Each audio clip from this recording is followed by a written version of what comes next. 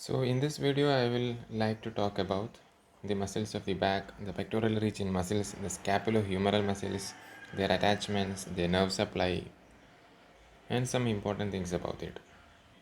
So the muscle that you are just seeing, this muscle, this is the trapezius muscle.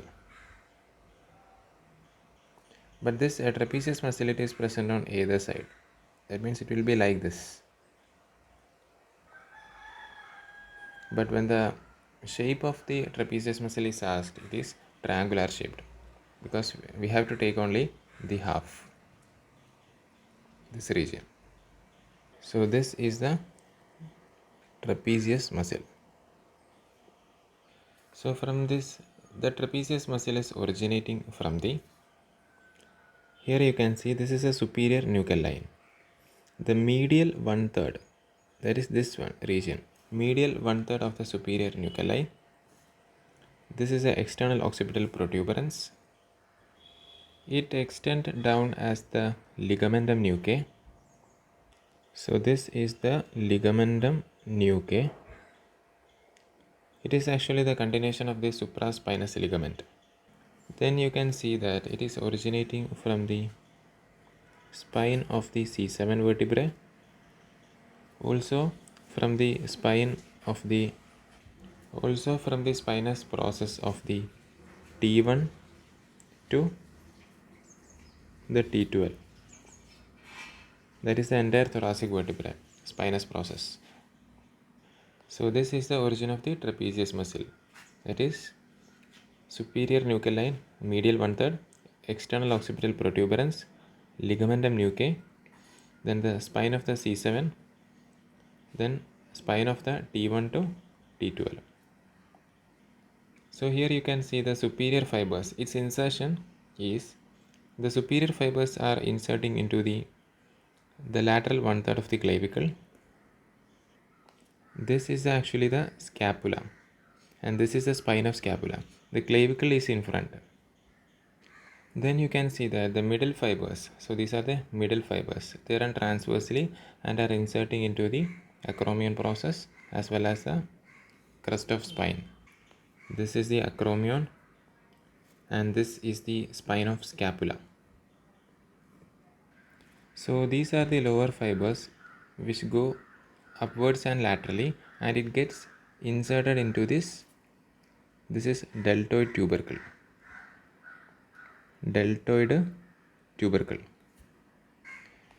So it is called deltoid tubercle because it is giving origin for the deltoid muscle, that is this muscle. It is giving origin to this deltoid muscle, but it is also giving attachment to the trapezius muscle. So coming on to its action, the upper fibers of the trapezius muscle, that is this fibers, as well as the levator scapula, that is this one, it will actually elevate the scapula. It is the muscle is called levator scapula, so it will elevate the scapula and it helps in the shrugging of the shoulder. Whereas the horizontal fibers of the trapezius muscle, that is these fibers, as well as the rhomboid minor muscle and the rhomboid major muscle. So this is a rhomboid minor muscle as well as a rhomboid major muscle. So these two muscles are deep to the trapezius. That means only when the trapezius is reflected we can see those muscles. So this will help in, it will actually help in the retraction of the scapula. That is retraction of the scapula. The lower fibers of the trapezius muscle are responsible for depression of the scapula. So that means upper fibers for elevation, lower fibers for depression, and the horizontal fibers for retraction of scapula. The upper and the lower fibers of the trapezius muscle along with the serratus anterior muscle, so this is that muscle, it will help in rotation of the scapula, which is needed for overhead abduction. Actually, the abduction 0 to 15 degree of your abduction is by the supraspinatus. supraspinatus muscle. Then 15 to 90 degrees, it is by the middle fibers of the deltoid muscle. So beyond the 90 degree, this is called overhead abduction. Overhead abduction.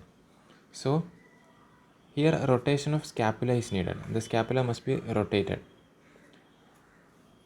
It is helped by the serratus anterior muscle and the trapezius muscle.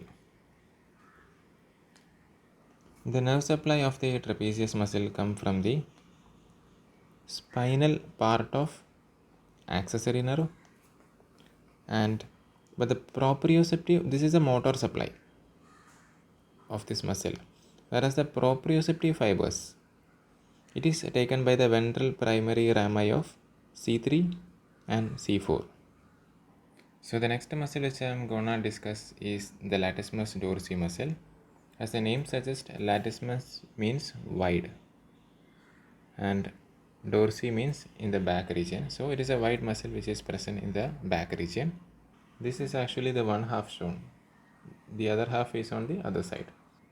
This is a triangular muscle. It is originating from the lower 6 thoracic vertebra, that is from the T7 to T12. Lower 6 thoracic vertebra, its spinous process. Lower down, it is attached to the posterior lamina of the thoracolumbar fascia. Posterior lamina.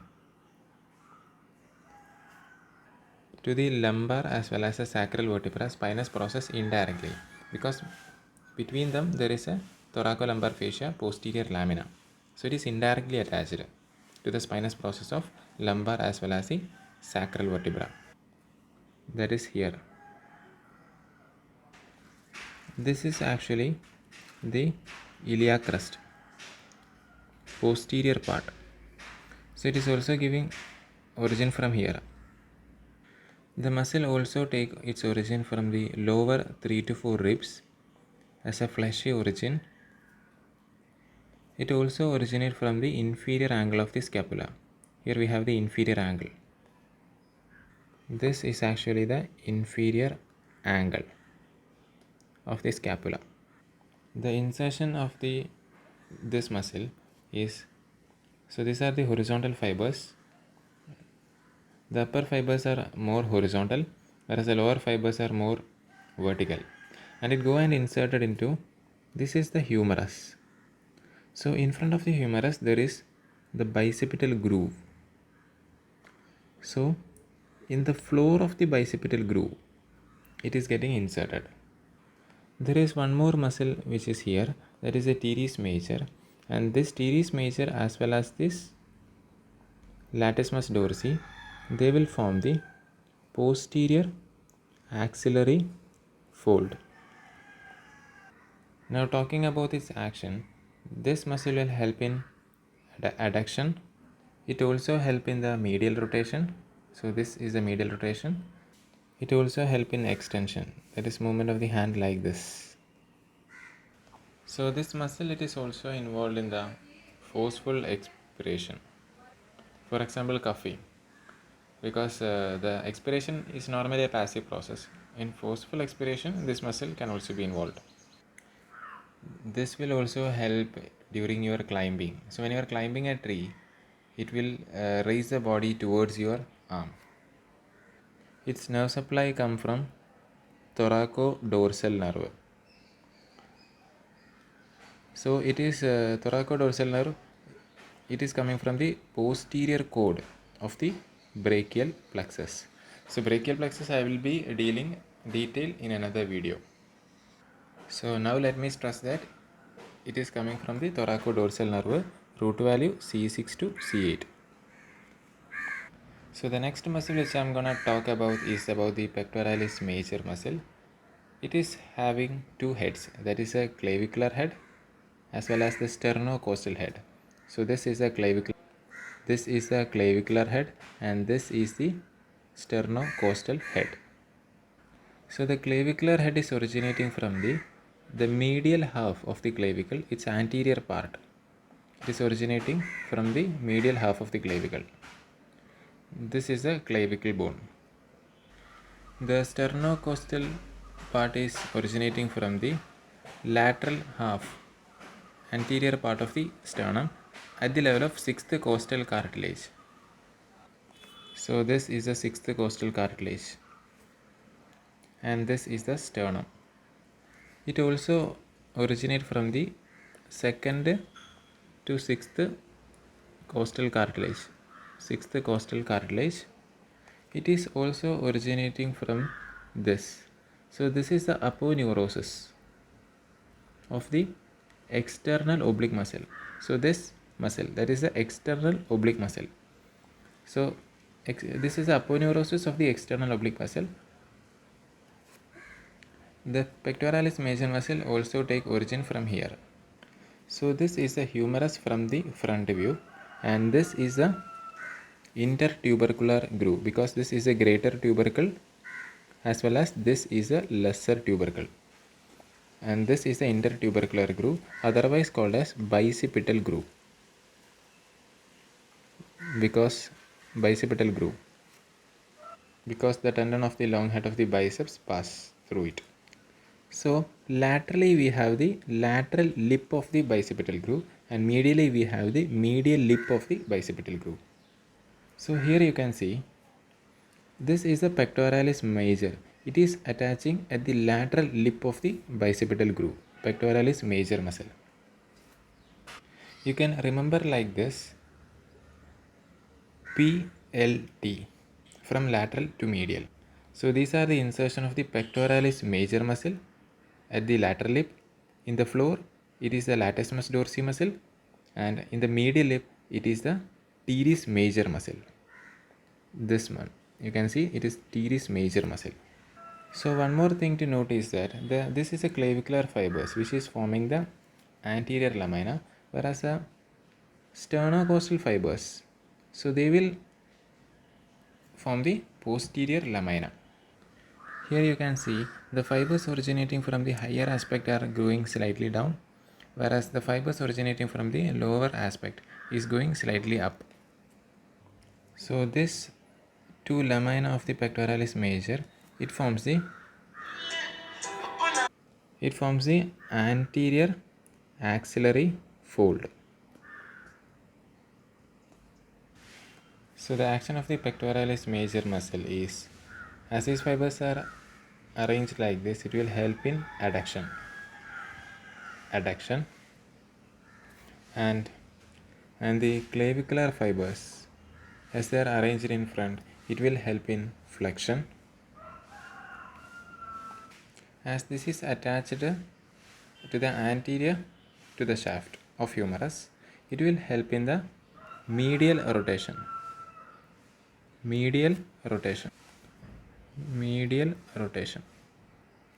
of the humerus. So the nerve supply to the pectoralis major is the lateral pectoral nerve, which pierces the clavipectoral fascia to reach the muscle, and the pectoralis major is also supplied by the medial pectoral nerve. This medial pectoral nerve will also supply the pectoralis minor muscle. There is a pectoralis minor muscle as well as major muscle. The lateral pectoral nerve is coming from the lateral cord of the brachial plexus, whereas the medial pectoral nerve is coming from the medial cord of the brachial plexus. So one applied here is the Poland syndrome. So when the pectoralis major muscles are congenitally absent, as you can see right here, especially the sternocostal fibers, when they are during birth, when they are absent, that syndrome is called the Poland syndrome, and it will look like this. So the next muscle which I am gonna discuss is about the pectoralis minor muscle. So this is the pectoralis minor muscle. It is a triangular shaped muscle.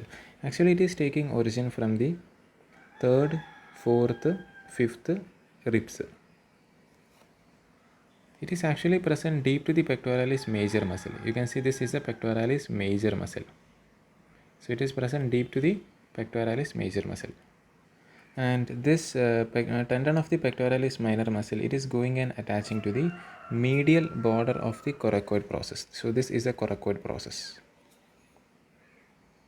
So this pectoralis minor muscle is helping for the protraction of the scapula. Protraction of the scapula along with the serratus anterior muscle, which is also called as boxing muscle or the punching muscle. So as it is attaching to the coracoid process like this, it will help in depression of the scapula. The depression of scapula. Moreover, this muscle, it is accessory inspiratory muscle. That is, it will help in forceful inspiration. So it is supplied by the medial pectoral nerve. In some cases, when this is the pectoralis minor muscle, the upper fibers of the pectoralis minor muscle, it comes from the first rib and attached to the coracoid process. From first rib and attached to coracoid process. In that case, this small muscle, it is called as pectoralis minimus muscle. Minimus muscle. So the next muscle to discuss is about the serratus anterior muscle, that is this muscle. So these are the digitations of the serratus anterior muscle. So actually there are 8 to 10 digitation of the serratus anterior muscle. So the first digitation originates from the first two rib, whereas the rest all digitations are arising from the corresponding rib. Okay. So after originating, it goes laterally as well as posteriorly, and it is inserting into the costal surface of the medial border of the scapula. So this is a view when you are looking from your front. So this is the costal surface and the medial border of the scapula. The serratus anterior muscle is attaching. So this is a superior angle of the scapula.